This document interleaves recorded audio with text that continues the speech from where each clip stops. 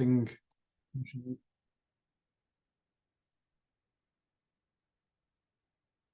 just realized screen sharing is blocked.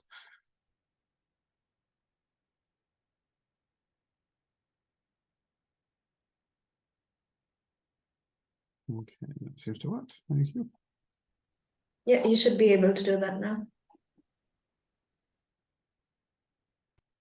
Okay, and you should be getting my screen now.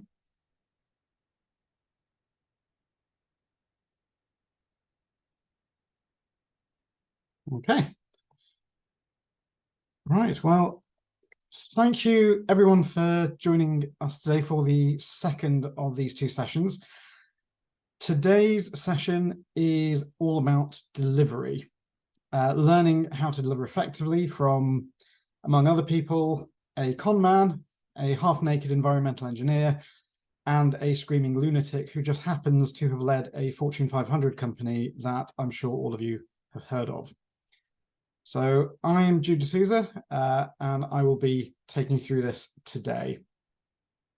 So we're going to cover three areas today. The first is going to be a callback to what we covered last week, the ladder. Then we're going to look at some of the skills that make an engaging presenter. And finally, we're going to have a Q&A. So if any questions occur to you over the course of the presentation today, please don't forget them, make a note of them somewhere, and you'll have your opportunity to ask them at the end. As before, please feel free to have the chat window open in Zoom. There might be a few places where I'll be asking some questions to you, and I'd love to get your feedback. So without further ado, we will start with part one, which is the ladder. And this is all about keeping your audiences on the journey that you're taking them on. You may recall last week I said that you need to think of your presentation like a ladder. So at the bottom is where your audience are now, what they currently think and feel and believe. And over the course of your presentation, you're going to get them to where you want them to be, what you want them to be thinking or believing. So to start with, let's break down the stages of that ladder, starting with the very first rung. And people often underestimate just how vital that first rung really is, and that is your opening. And the reason it's important is because audience attention spans do seem to be shrinking in the modern age. Increasingly, people find it tough to pay attention for too long. And that can have an impact on us when we're trying to present. If you need any more examples, I am a big movie geek. I'm really into my films. And one thing that has fascinated me over the last 5 or 6 years is that movie trailers, which already are trying to get across the gist of a film in 2.5 to 3 minutes, are now increasingly prefaced by a pre-trailer. So something that then tries to summarize the trailer in 4 or 5 seconds to get audiences' attention. In other words, they are something to try and convince the audience to actually spend a whole 3 minutes watching the trailer. If you don't know what I mean, this is just an example from a few years ago.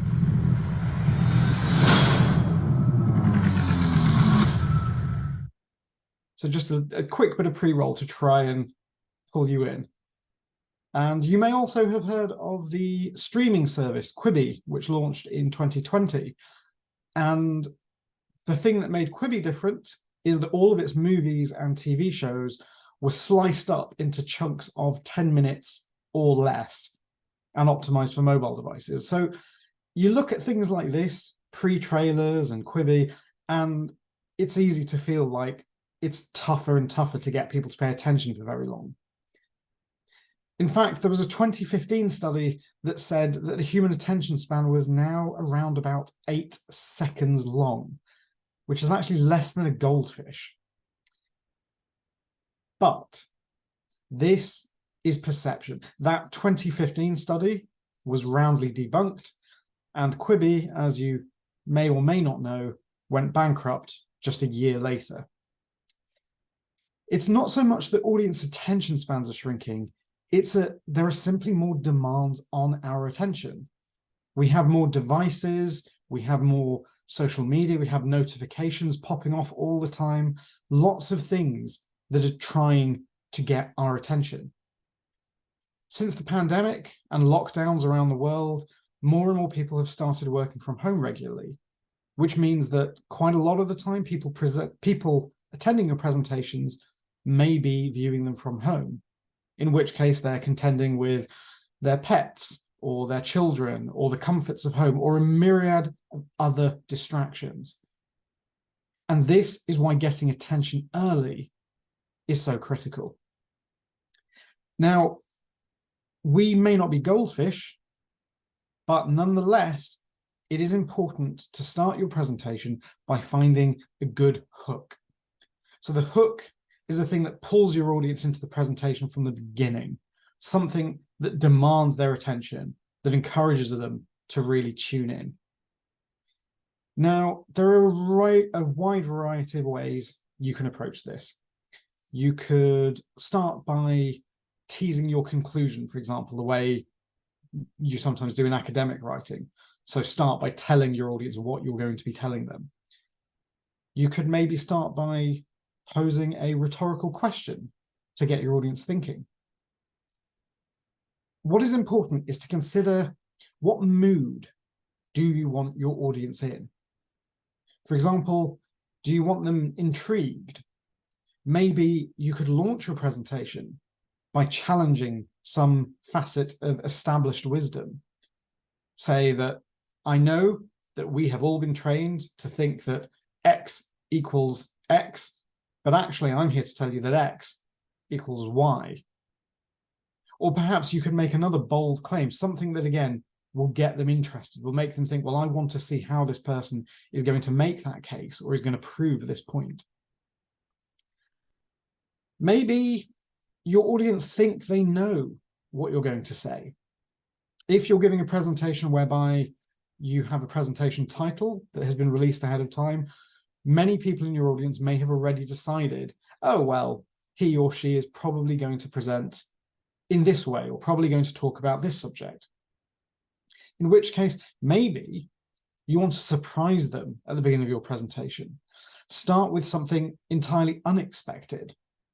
This is a favorite tactic of mine. It's my favorite kind of hook. Earlier this year, for example, I gave a presentation for a major pharmaceutical client about poster titles, about how to make scientific posters more engaging. And I started the presentation by telling the story of Adam and Eve and the serpent in the Garden of Eden. And it worked brilliantly because everyone in the audience was then thinking, what does this have to do with scientific posters? And they were tuned in because they wanted to find out how this seemingly disparate story connected to the topic they were anticipating. I opened this presentation, for example, by giving you a few unexpected examples of what's in store, just to tease you with what's coming up. To give you a couple of real-world examples, I mentioned last week that I am a co-founder and speaker coach of TEDx Macclesfield. And one of the speakers I worked with in 2019 was Dr. Rachel Ainsworth. She is an astrophysicist based at Jodrell Bank, and she was giving a talk all about open access data. Now, like many TEDx talks I've worked on, it's a very dry topic. It's of interest to a certain subset of people, but the point of TEDx is to make it engaging for everyone. So trying to make a lot of people care about open access publication. So in the talk we worked on, Dr. Ainsworth opened her presentation by introducing the Dutch social psychologist Diederik Stapel. She told the audience all about Stapel, about his revolutionary research papers on human behaviors, the amazing research publications he has to his name. She painted a vivid picture of this academic wunderkind. And then once people had a good sense of why Deirdre Stapel was so renowned in the field of social psychology, she pulled the rug out. And she revealed that actually Dr. Stapel had been unmasked as fraudulent, that they had discovered that the vast majority of his published research was actually faked. This was not only a simple but really effective narrative tool, misdirection, but it gave the audience a reason to buy into the talk from the very beginning. From the outset, Dr. Ainsworth had given her audience a reason to understand why open access publication was going to be important. To give you one more example, I was invited to give a talk at a conference a couple of years ago, I think it was 2020, and they gave me a ghastly slide template that they told me I had to use because it was the conference template. Now, the purpose of the talk was about improving how we communicate with audiences. So I used their template for that first slide, and I talked about reaching our publication audiences really meant rethinking how we approach communications, being prepared to make bold departures, and getting rid of dull presentations with endless bullet points. And with that said, I scrunched up the template and dropped it out of the way.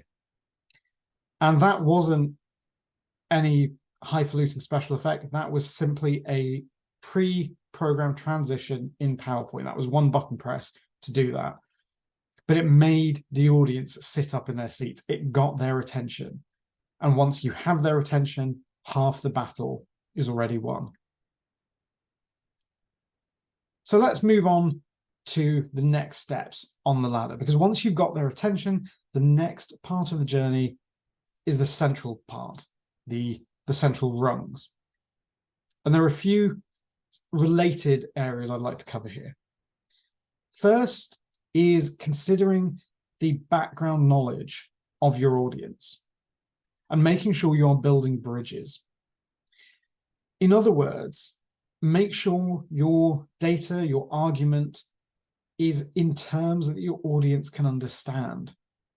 If you are presenting to a lay audience and your content is highly technical, then instead of overloading them with jargon that they might not understand or that you might have to keep explaining, think about a metaphor that you can use that will help them better grasp what you are explaining. Or perhaps a familiar framework that they know, that they are familiar with, that you can slot your content into in such a way that they can understand better some of the perhaps more complex arguments you are making. If you do need to use jargon, ease people into it gently. So explain one term and make sure people have grasped that before you start introducing more. Don't hit them with 5 or 6 technical terms that they're going to need to remember, because I can guarantee you, if it's a lay audience, most of them will struggle if you overload them. Next, make the journey clear. I talked last week about the importance of creating an outline before you begin working on your presentation. So making sure you have a clear plan and a logical structure. Now, if you have a good outline, you should have a logical flow between the parts of your presentation. But make sure you are using clear segues.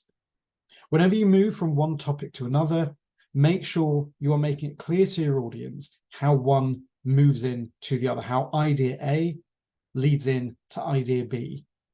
If you seem to have sharp jumps, if you seem to conclude one argument and then jump into something that seems entirely unrelated, that's where you start losing your audience. Another thing I advise is helping them stay situated in your presentation by using an agenda slide. And I don't just mean showing an agenda slide at the beginning to tell them what you'll be covering. I mean returning to it throughout the presentation. Because what this does is it lets them know how far along they are in your presentation. And if, for example, you're making an argument and they're not feeling like you've fully convinced them yet, knowing that they're only halfway through your presentation can reassure them, okay, there's more to come. There is more information here. And then finally, and this relates to the previous 2 points, try and ensure that everyone keeps up, because audiences who lose your thread are very liable to simply switch off and stop paying attention. Keep an eye on your audience. Look out into the audience. If you're presenting virtually, keep an eye on the video feeds.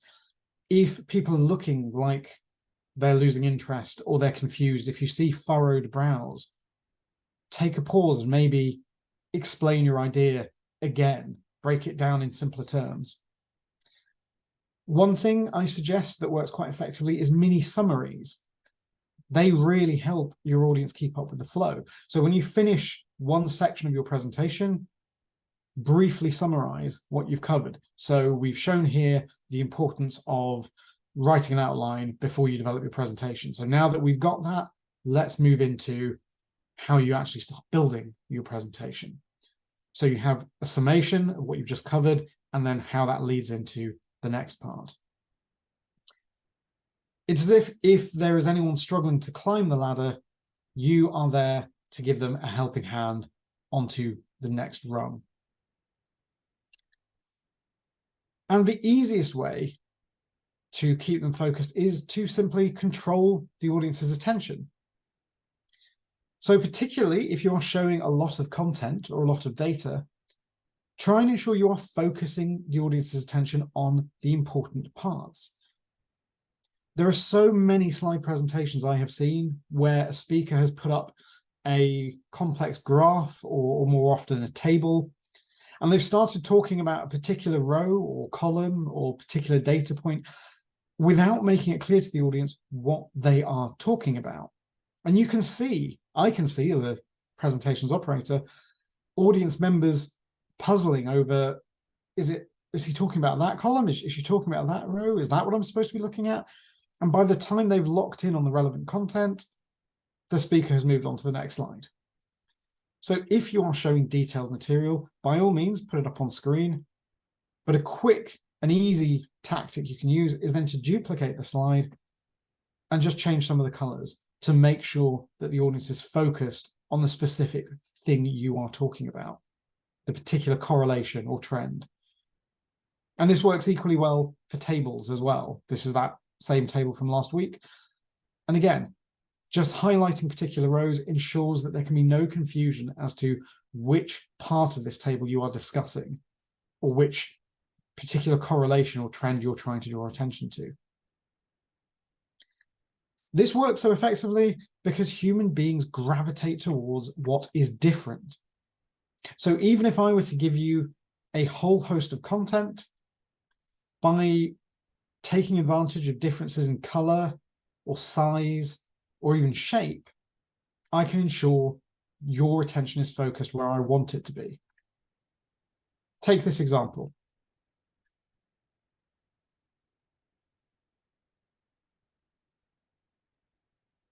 You almost cannot help yourself. Your brain is programmed to gravitate towards whatever stands out, whatever stands apart from the rest. So make use of that human condition.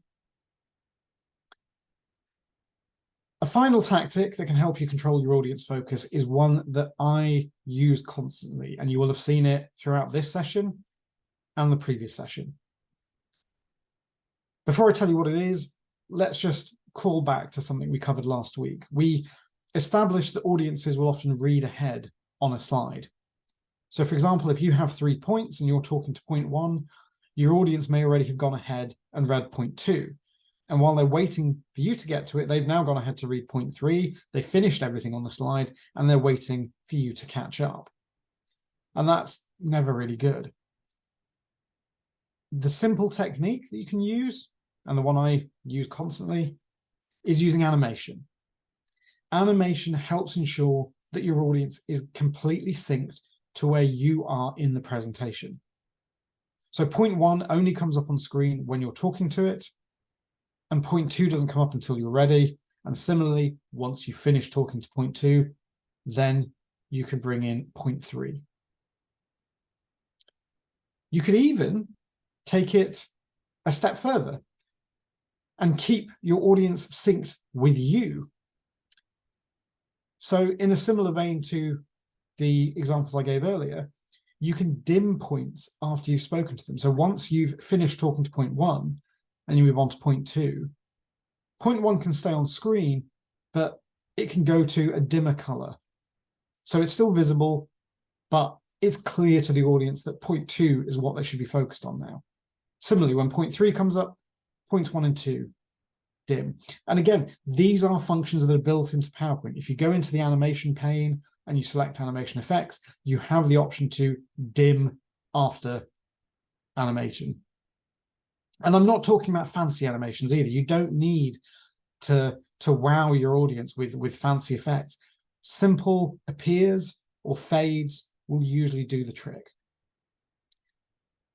And the fact is, over the course of my career, I have discovered that most presenters tend to be very fearful of using animations. And fearful is the word. They seem scared. And it took me a few years to work out why that was. It's because as part of my job, I have often worked with some leaders in their respective fields, names that are very respected amongst their peers. And what I eventually discovered was that they are simply anxious that they will forget they have an animation on their slide, they will finish speaking to it, they will start moving on to the next slide, and then an animation will pop up and embarrass them and make them look stupid, like they don't know what they're doing. That tends to be the biggest reason why people don't like animations, because they're afraid they will forget that they are there and it will take them by surprise in the moment. There's a simple way around that. Just leave yourself hints. In other words, arrange content on your slides with obvious gaps for where additional material will animate in. So you could start with your chart, but you can see there's a lot of the slide that is left blank, so you know there is still more to come. Your next build brings in some text, and again, all good, but now there's a big gap at the bottom of the slide. So again, that's your hint that, okay, I have one more build, which brings in the conclusion. Great. Alternatively, if that still doesn't calm your nerves, you could go one step further. You could actually leave yourself visible placeholders for content that will be appearing, so that you know exactly how many points you have to make, and you can make sure your argument is paced accordingly. So animation is really, really helpful in terms of keeping the audience in lockstep with you as you are delivering your presentation, making sure that they are digesting the information at the pace you want them to, and they're only looking at things as you are speaking to them. Let's return to the ladder then. And the last rung is obviously the conclusion. Now, again, the conclusion should be fairly straightforward as long as your outline was solid, as long as you haven't missed any steps that your audience are needed to get to where you want them to be. The thing to remember is that the last thing that your audience hear is the thing they are most likely to remember. And therefore, what's important is to make it pithy and make it clear. So summarize as succinctly as you can and resist the urge to waffle or pad it out. The best presenters I've seen conclude a presentation are the ones that give you a short, sharp summary that gets the main points across, and then they stop there. Some of the worst are the ones that give a nice, short, sharp summary and then carry on talking for another minute. And then it washes away the things that the audience could have otherwise remembered. So short and sharp are your watchwords when it comes to a conclusion. So this brings us nicely onto the second section, which is the skills needed for effective and engaging delivery. And let me throw a question here to you. Can you name any famous presenters, any well-known names who you would say were great presenters, who did a great job? Pop names in chat if you have any ideas. Ideally, people that I may be familiar with. Ashwini said Barbara Evans, which I cannot disagree. Yeah, she's a phenomenal presenter. Oscar presenters, that's interesting. Okay. So there's one name that usually tends to come up quite a lot that hasn't here. And I will admit it's one that I mentioned in the last presentation. And that is Steve Jobs. Generally, whenever I've asked this question, that's a name that somebody always puts forward, which to me tells me there aren't that many great, well-known presenters. So instead, think about people like Professor Evans. Think about the best presenters that you personally have encountered, whether they are lecturers, whether they are colleagues, whether they are friends of yours. And think for a second about what it is that makes them a good presenter. So again, pop your ideas on chat. What is it that makes a good presenter? What qualities? What do they bring? Okay, confidence is our first offering. Absolutely, I think confidence is hugely important. Message getting through. Clarity, so those both relate similarly, I think, clarity and making sure your message is being understood. Knowledge. Again, your presenter needs to come across as being authoritative in their field, that they know what they're talking about. So these are all really, really good qualities. These are all definitely things that are valuable in a good presenter. But for me, the key to any presentation is something that I call the trust relationship. The trust relationship is the act of convincing your audience that you are worth listening to and worth believing.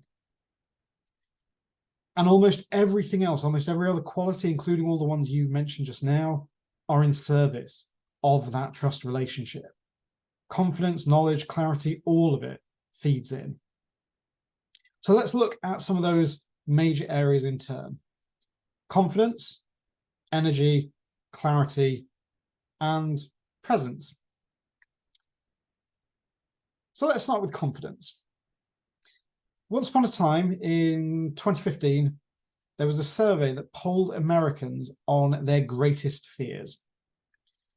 And the fourth biggest fear in America at that time was drowning, which I can appreciate because I cannot swim and I sink like a stone in the water. The third biggest fear was insects, bugs, creepy crawlies. And again, I completely understand. I am not a fan myself.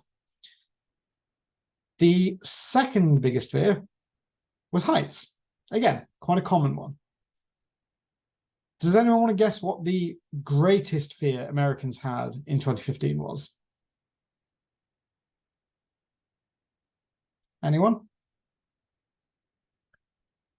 Ashwini has it. It was public speaking. Now, think about that for just a second. More people were afraid of public speaking than they were of actually dying. That tells you a lot about how much presentations can make us nervous. And it led to a joke that a speaker trainer once told me. Next time you're at a funeral, just think the person giving the eulogy would probably prefer to be in the coffin. So how do we find confidence? Well, a lot of my clients over the years associate confidence with experience.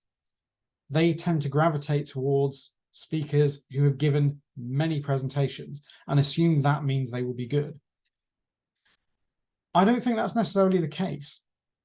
An experienced presenter is not necessarily a good presenter because presentation skills are, like any skills, something that take practice. What is important is not how many presentations you have given. It is your ability to actually learn from each one. So every time you give a presentation, Be honest with yourself afterwards. Think, what did I do well? What did I not do well? Talk to the audience, get feedback, get a sense of where you can potentially improve. An experienced presenter is only a good presenter if they are willing to learn from their experience and their mistakes. Another place confidence comes from is simply being yourself. I don't know if anyone here does a phone voice. That's what I call it. So my mother, whenever somebody calls the home telephone, she'll always pick it up and say, "Hello, this is Jennifer speaking," which is not what she sounds like. And I have other friends that do this. Whenever they answer the phone, they adopt a sort of persona until they know who it is on the other end of the line, and then they will relax into their normal selves. And I've seen many presenters that do this too. When they walk up on stage, they adopt a persona. And the fact is that this can damage the trust relationship, because an audience can tell when you are not being genuine. Unless you are an amazing actor, speech and body language can give you away. I mentioned last week that I'm a US politics geek. One thing that's always fascinated me is that in some administrations, the White House press secretary was kept in the dark about certain big decisions. And it wasn't because the administrations didn't trust the press secretary. It's that they were afraid that when they were up on the podium and they were getting questions from journalists, simply their reactions and their body language might be enough to clue journalists in to what was going on. People can simply tell. So think carefully about who you are and what you bring to the table. Tell the audience about yourself. Give little hints and breadcrumbs of who you are. Throughout both of these presentations, I've told you little things about myself. I've told you that I'm a writer outside of work. I've told you that I love cinema. I've told you that I'm a big US politics geek. Each of these little nuggets of information make you feel like you know me a little bit more. It creates a little bit more of a relationship and a little bit more trust. But think about what you can uniquely give to your presentation. There was a speaker I used to work with a few times. I won't tell you his name. He was an oncologist. And he was very much like the comedian Lewis Black. I don't know if you'll know him. If you've ever seen the Pixar movie Inside Out, he was the voice of anger. So he's very sardonic, very blustery, very withering. And this oncologist was exactly the same. But whenever he presented, he was always very polite. He was always trying to be traditional and acceptable. And then one year, there was a major oncology conference where the Wall Street Journal had written an incredibly scathing article about a drug that he was very closely associated with, a drug that he basically had been pushing for quite some time. And in his presentation, he finally let his personality out.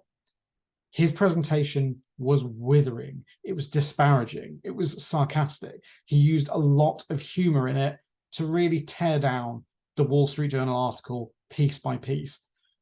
And it was different. It was outrageous, but in a good way.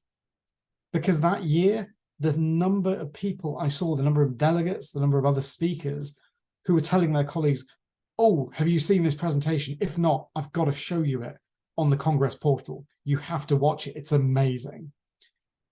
And that was simply because he brought his personality to the presentation, and that gave it that extra oomph. And of course, being genuine also reduces pressure, because you don't have the extra pressure of having to put on that persona. And as I say, audiences trust authenticity. If they feel like they're getting to know the real you, they are more likely to listen to what you have to say. Following on from that, make sure you're leveraging your experience. So ensuring that people actually trust you depends on proving that you are worth listening to. And I mentioned that I like creative writing in my spare time. One of the key tenets of creative writing is show, don't tell.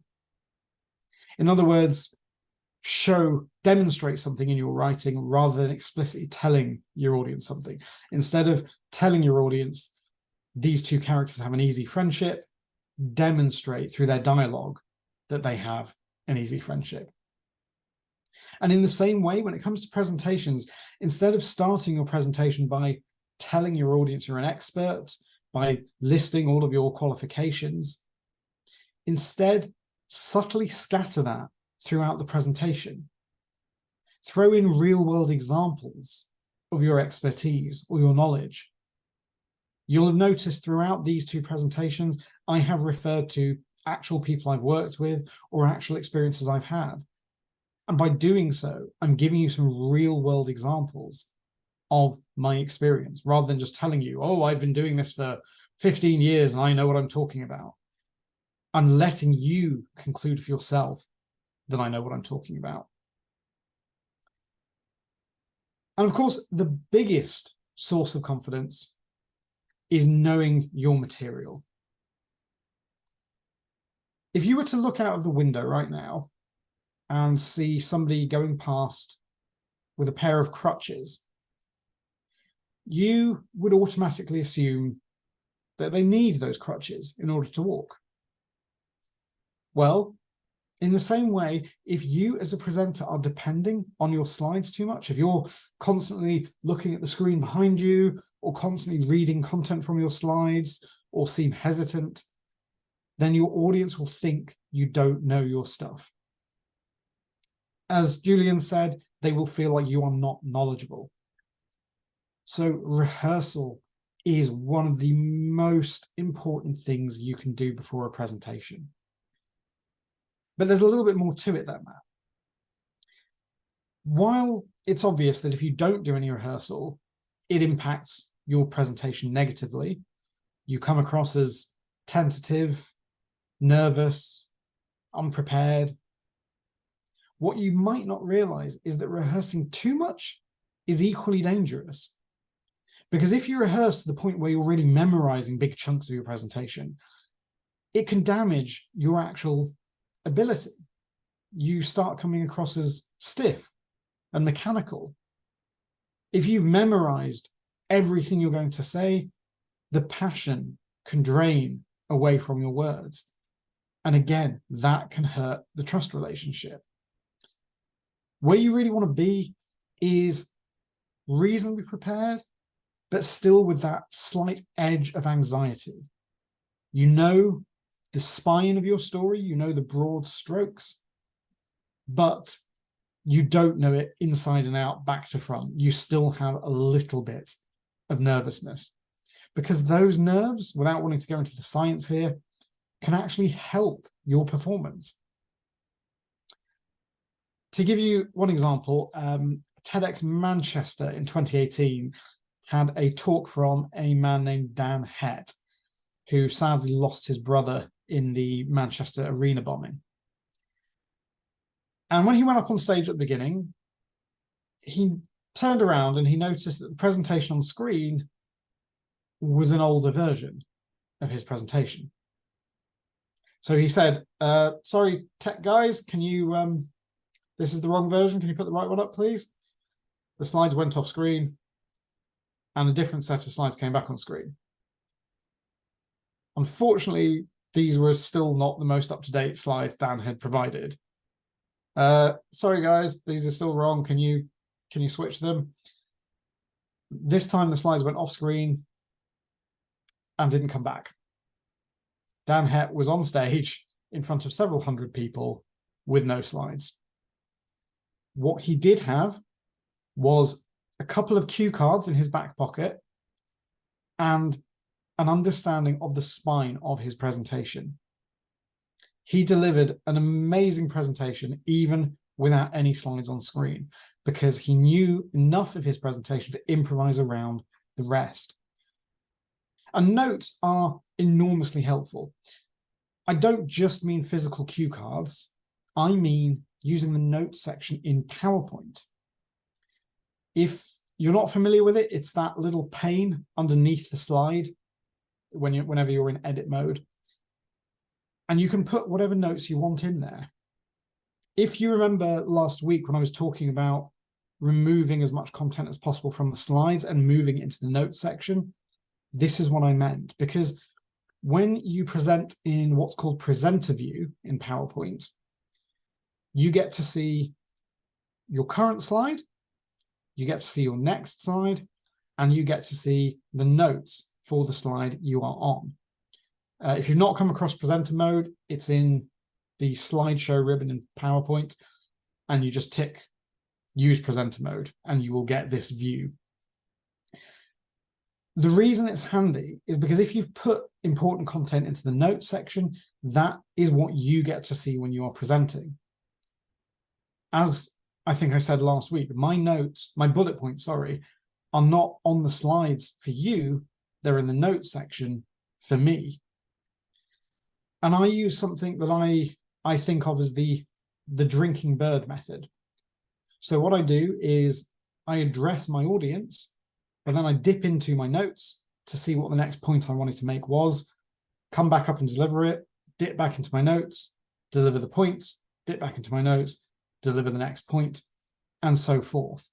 So I'm not reading from a script, I'm simply giving myself signposts to remind myself, you wanted to cover this next, and you wanted to lead into this, and you wanted to make sure you made this important clarification. And the great thing is, with presenter mode, you can have as many slides as you want. Your audience doesn't have to know. So quite often in these presentations, you may be thinking you are seeing one slide on screen.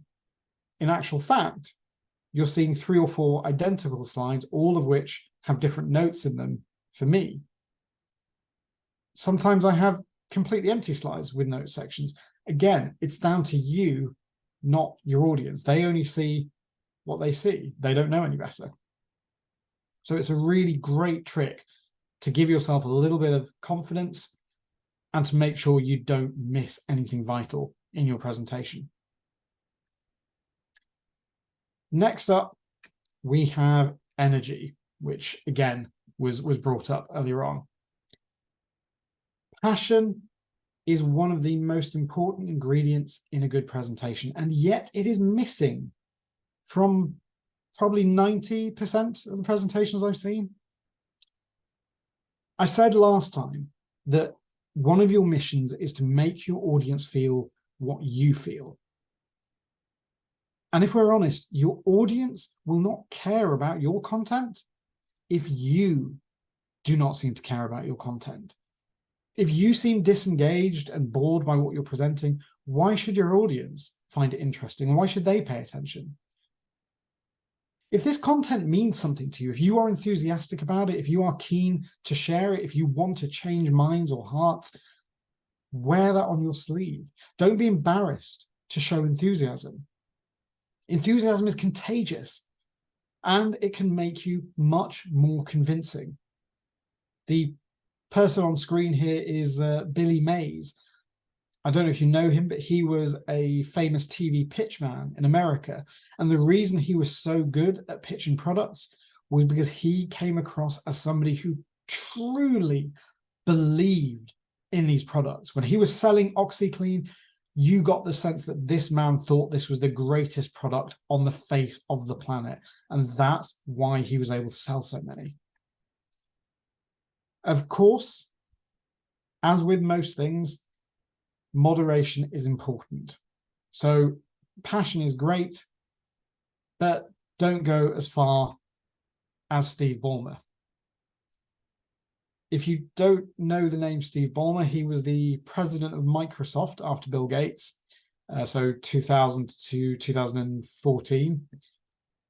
And like Billy Mays, he used to be a pitch man. And let me give you an example of the kind of energy that he would bring to Microsoft presentation. Ladies and gentlemen, Steve Ballmer!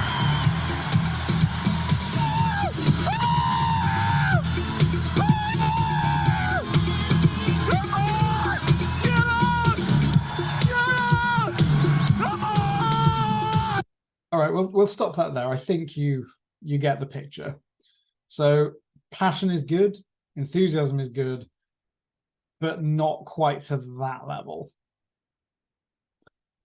Next up, let's move on to clarity. Now, some of you, I imagine, probably are drivers. And those of you who do drive, think back to for a second to when you've been driving on a motorway or the Autobahn or something like that,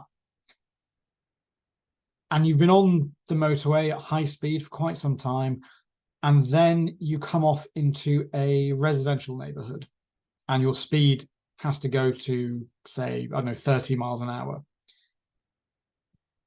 Does it feel like 30 miles an hour after you've been on the motorway, or does it feel like 10? Is the perception completely different? Because certainly I found that, and I've noticed other drivers tend to find the same thing. A lot of the time people speed when they have been going fast and they go into a slower neighborhood. In the same way, when you are presenting, especially when you are nervous, your perception of pace is off. So you may think you are speaking at a particular pace. You may think you are speaking very calmly and very measured, when in actual fact you're talking something more like this and you don't realize it at all because you're just a little bit nervous, and therefore your perception is completely warped. I've worked with so many presenters that do this. There's a colleague I have at my company. She's lovely. She's just a great person. And what I've noticed is whenever she is on a call with a client, she suddenly starts talking at 1,000,000 miles an hour. Thank you very much for your time today. Really grateful to have you here. We've got some great stuff to show you. I hope we're not going to waste too much of your time. We want to get straight into it. And it's exhausting. It's exhausting just listening to her. And she doesn't realize she's doing it. She genuinely thinks she is speaking at her normal pace. Because your perception is off, you have to allow for that. When you are giving a presentation, you have to make a conscious effort to slow down. The thing I tell the speakers that I coach is that if there is a little alarm bell going off in your head telling you, surely I'm talking a bit too slowly now, that is usually a good indication that you are speaking at the exact right speed. So if your brain is screaming at you, surely this is just a bit too slow, that is your indicator that you've probably got the pace about right for your audience. And obviously, you can vary this. You can speed up a little bit for the less important parts of your presentation, where it's not the end of the world if somebody misses something.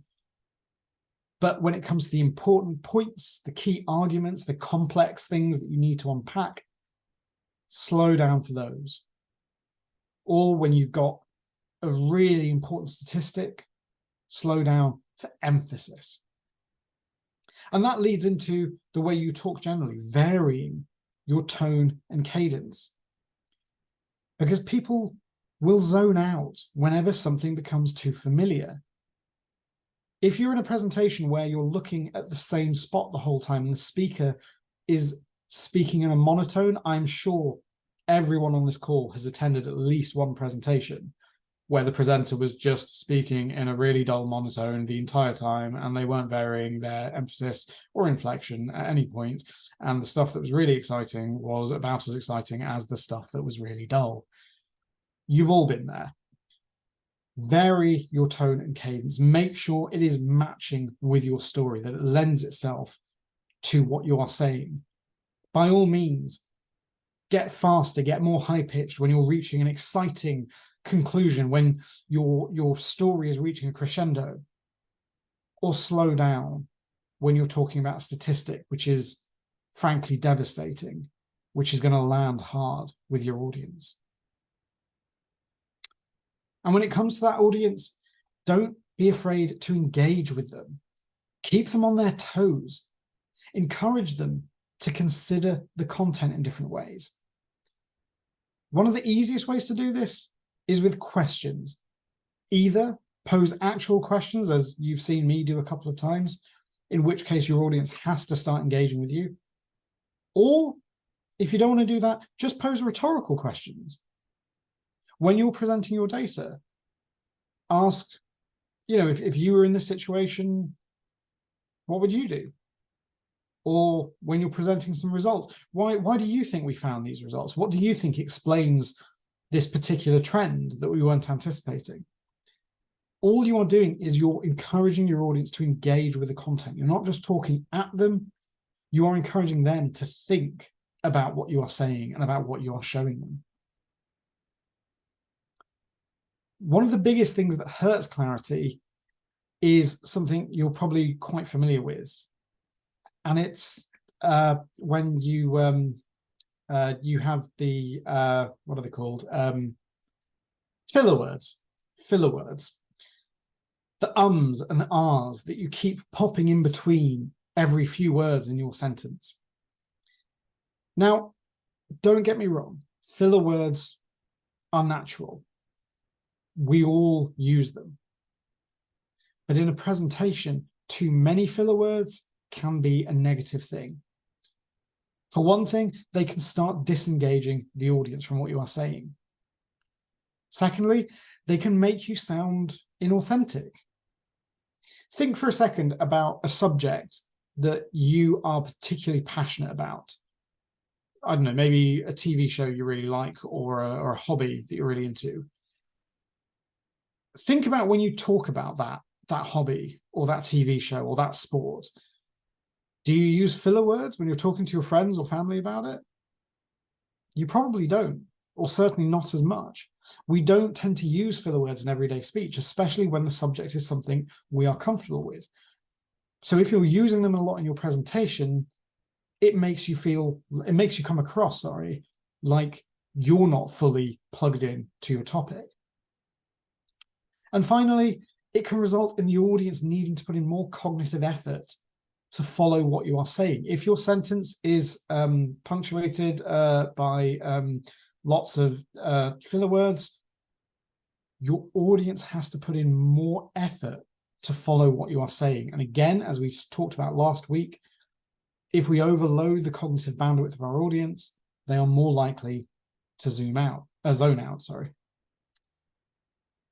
The simplest solution to filler words also happens to be one of the best tools in your presentation toolkit. And that is pausing. Simply using pauses judiciously through your presentation are great for a variety of reasons. They're good for you because it gives you time to plan your next sentence, to think about what you're going to say next. Or, as I mentioned earlier, to take a glance at your audience and try and assess how your content is landing with them. But they're also good for the audience because they give the audience a moment to digest what you've just said. If you've just made a key point or dropped an earth-shattering statistic, a pause lets them really take that in and lets it percolate. Of course, as with previous things I've covered, use in moderation. So deploy pauses sparingly and appropriately. You don't want to sound like William Shatner as James T. Kirk, pausing at random points through your sentence. Use them where they will help your presentation make more of an impact.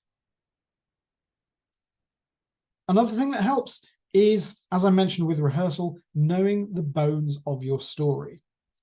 And by that, I mean working out how to speak to key points beforehand. And that is not the same thing as scripting. So if any of you ever look at stand-up comedians, you'll see that a good stand-up comic tends to come across as if they are coming up with their material in the moment. So things are just occurring to them as they're talking. It's all coming off the cuff. When in actual fact, a good stand-up comic has carefully crafted their jokes. They have picked the precise words in the precise order to get the maximum laughs, but they make it sound like they're coming up with it on the spot. So when it comes to your presentation content, all of it should basically flow down into 3 different brackets. So everything can be divided between 3 brackets. Firstly, your key messages. These are the key ideas, the key arguments, maybe your conclusion, the things that are very important and that really need to land. Maybe an idea that is particularly complex and you need to make sure it is understood. Key messages are the things where you should have precise wording in your head beforehand. So if you have a complex idea, think about what is the best way to phrase this? What choice of words will make this easy for an audience to understand clearly? And for those little moments, those phrases, those sentences, it's okay to memorize it. Next, you have segues. So these you don't need to memorize. These are simply how you lead from one part of your presentation to the next, how you go from one argument or one idea to the following one. And for a segue, all you really need to remember is a key word or a key phrase to give you your reminder of what that bridge is, how you move from A to B to C. So not memorize, just the key word or the key phrase that reminds you. And finally, you have everything else. And those are the areas you can improvise around. They don't have to be precise. They don't have to be worded a specific way. You can just deliver those off the cuff. And by folding those 3 brackets and those 3 levels together, you will come across sounding relaxed and organic, but you will have the reassurance that you are capturing everything you are trying to say. And at the end of the day, some filler words are good. Because as I say, we use fillers in our day-to-day life. So if you deliver a presentation without a single or ah, you seem a little bit too polished. And audiences can sometimes distrust that. If you sound too polished, too prepared, the authenticity needle can swing the wrong way. So lastly, let's look at presence. And this is a little bit challenging for me, obviously, because I'm presenting virtually, but I'll do my best. We'll start with body language, because your stance, how you are standing when you present, is quite important. And the critical thing here is comfort. You need to present in a way that is comfortable for you. If you present stood in some way that makes you feel tense or nervous, it's going to hurt your presentation. It's the same thing as adopting a persona when you present. Ideally, you should have your feet shoulder width apart. You should have your shoulders back, relaxed, arms at your side. One thing I advise for people who struggle to come up with a comfortable presenting stance, and this is going to sound a bit weird, I suggest you jump up in the air and see how you land, because your body will quite often try and pick a position that is comfortable for you to land in. So jump up in the air, see how you land, and if you feel comfortable in that stance, that's your presenting stance right there. But comfort is important. The pose when presenting needs to be something that helps you relax as well. Next, hands. So hands are great. They're great for writing, they're great for typing, they're great for opening jars, but we worry about them when it comes to presentations. We don't know what to do with our hands. Now, I'm not going to tell you what to do with them, but I can tell you what not to do with them. They are tools. They are part of your presentation toolkit. So don't lock them down by clasping them together. And that can take many forms. You could do the sort of Angela Merkel considering foreign policy pose. You could have them kind of folded in front of your groin, which I think just makes you look like a footballer expecting a free kick. Instead, use them. Use gestures where appropriate. By all means, don't use them throughout your presentation, but where you need to emphasize a point, by all means do so. And as with movement, which we'll come to in a second, remember that whenever you are using gestures, use open, inclusive gestures, not closed ones.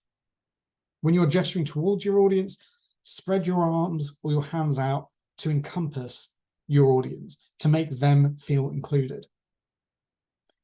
The power dynamic is fairly simple. When you are withdrawn, you come across as nervous. When you are open, you come across as more relaxed and more confident. And this bleeds through into movement as well, because the way you move when you're on stage is telegraphing your relationship to the audience. When you move towards the audience, you are coming across as confident and in command. When you move backwards, it looks like retreat, like you're scared of them, like you are nervous. I had one presenter that started off at the podium and then gradually over the course of his presentation would just kind of keep taking steps further and further back until in one instance, I think he was in Austria, he went out of the lighting zone on the stage. He actually just vanished into shadow. And it's not a good look. You might be thinking, well, I can't just continuously move forward when I'm on stage because I will fall off the stage. I have to move back at some point. Well, one of the tricks I use, which I can't really demonstrate here except verbally, is when I need to move back again, I pivot on one foot, so I'm side on to the screen, and then I pivot on the opposite foot to reposition myself further back. So I don't appear to be taking steps backwards from the audience. I'm simply pivoting on one foot and then the other to move myself back along the stage. Movement can also help you reflect your story. So I had a presenter I worked with at EHA, and when she was talking about a particular, it was a particular research project where they weren't getting the results they were expecting. And she and her research team were very foxed by this. They were confused. And while she was discussing those challenges, she paced around the stage. And that pacing in that moment brought the audience into the story because it showed the frustration she was feeling, the preoccupation with figuring out why these results were so bizarre. By all means, don't pace the whole way through, though. Your audience are here to watch a presentation, not a tennis match. And I have worked with presenters that just move from one side of the stage to the other and back again. And honestly, looking out at the audience, all you see is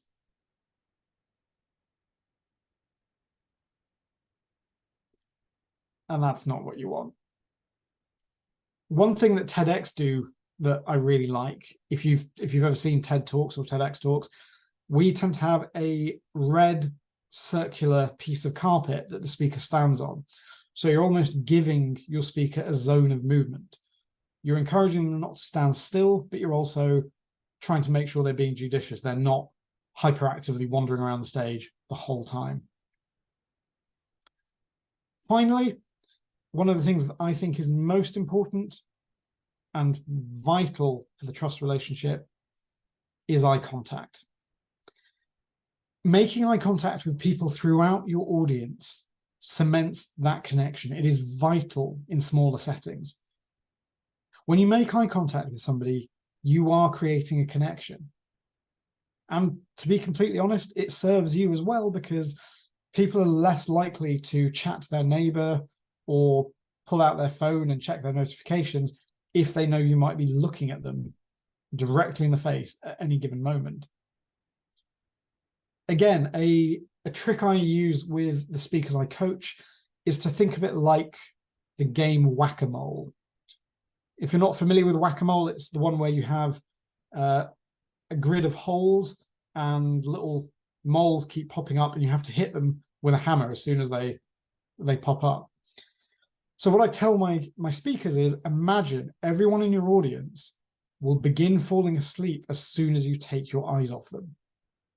So keep sweeping your gaze around the audience. Keep looking at individuals in different parts of the room, in the front rows, in the back rows. Make sure you are spreading that gaze around, because then you are creating a sense of connection. You're warning them that you are paying attention to them as much as they are paying attention to you, and you ultimately come across better as a presenter. Now, all of this relates to physical presence. But like it or not, as a result of the pandemic, we are likely to be presenting through screens a lot in the future.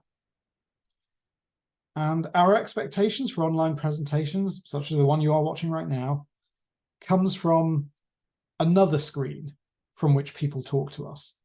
Our expectations are borrowed from a screen that we're all very familiar with, and that is the television.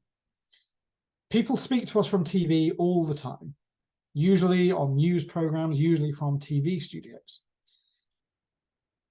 But when the pandemic hit, they increasingly started having to talk to us from their own homes. And when they did so with the same level of technology as we had. But the key thing is they tried their best to make it look as good as if they were in a studio. Take this example from Dr. Gretchen Goldman. She is an environmental engineer, and this was her giving an interview on CNN a year or two ago. And obviously you can tell that Dr. Goldman is at home, but she has appeared every bit as professional as if she were in the studio. And the key word there is appeared. Appearance is what matters in virtual presentations, not the reality. Because this is actually where Dr. Goldman was while she was giving her interview on CNN, surrounded by absolute chaos and not wearing any trousers. The important thing is how she presented herself virtually. And honestly, she captures a lot of the most important aspects of good virtual presence. So do take a look at this picture. We're going to go through some of these aspects in turn. So we'll use this stock photo man as an example because he is a perfect exemplar of good virtual presence. Let's go into the specific reasons why. Firstly, he is well lit and evenly lit. Lighting is important. Quite often, people don't think much about lighting. I have had people attend or even deliver presentations with virtually no natural or artificial light. And sometimes it can be easy to be misled by platforms like Zoom or Teams, which can automatically compensate for low light. So even if you are in the dark, Teams or Zoom can artificially boost your light levels to make it look brighter. The downside of this is that same technology usually diminishes your picture quality. So while you don't look like you're sat in the dark, you do start looking very grainy or blurry. It's equally bad to have a light source behind you, because then quite often you just become a silhouette. There is a hematologist I've worked with in Poland who, to this day, I don't know what he looks like because I've only ever seen him in silhouette, backlit by his office windows. Side lighting is not the end of the world, but it isn't ideal. It tends to light one side of you and cast the other side of your face into shadow. what I think of as the two-face effect. Ideally, you want to be presenting with a light source in front of you, whether that is a window or a lamp, but something where the light is hitting you front on. If you can't position yourself in front of a window, maybe try and position yourself equally between two windows. So again, the lighting on you is reasonably even. If you don't have any windows or your light source is limited, you might want to consider investing in a ring light. This is exactly what it sounds like. It is literally a ring of LEDs that you can use to shine on you. You can attach it to your computer monitor or your laptop, or situate it behind your camera, and it makes sure that your light levels are nice and balanced. The other thing this person is doing well is they have gone for a simple, non-distracting background. They have positioned themselves somewhere whereby whatever is happening behind them is not going to pull attention from them. I have a client who I was on a call with once, and she had, I think, 5 cats in the room, and I struggled to listen to her because at any given time, the cats were doing something far more interesting in the background. They were either fighting with each other or chasing each other or occasionally pouncing. It was hard to pay attention to the client. And this goes to something that is quite important. Whenever you are presenting, make sure you have a private room or people in your local environment are aware you are recording. Don't underestimate the importance of privacy. If you need an example, just ask the journalist Masha Gessen, who gave this interview on MSNBC. Well, what's beautiful about Professor Douglas's scenarios is that all of them are actually based on historical precedent. All of them are things that we know could happen because they have happened before.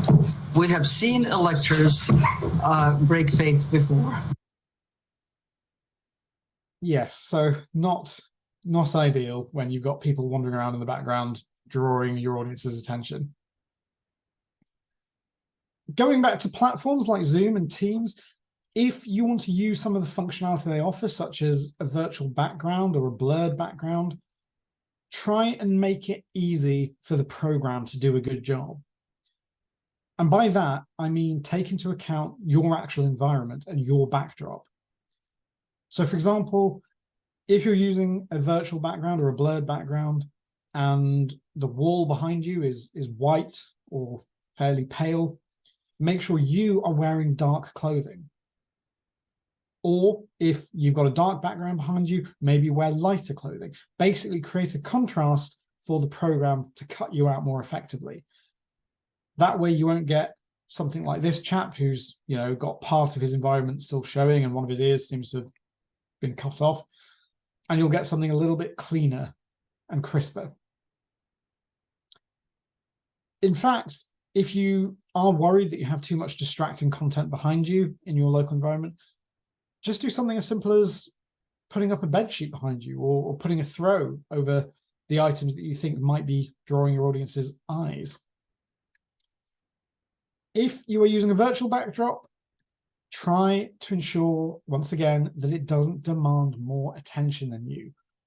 Certainly don't pick a virtual backdrop that will be harsh or will make your audience's eyes hurt after a while.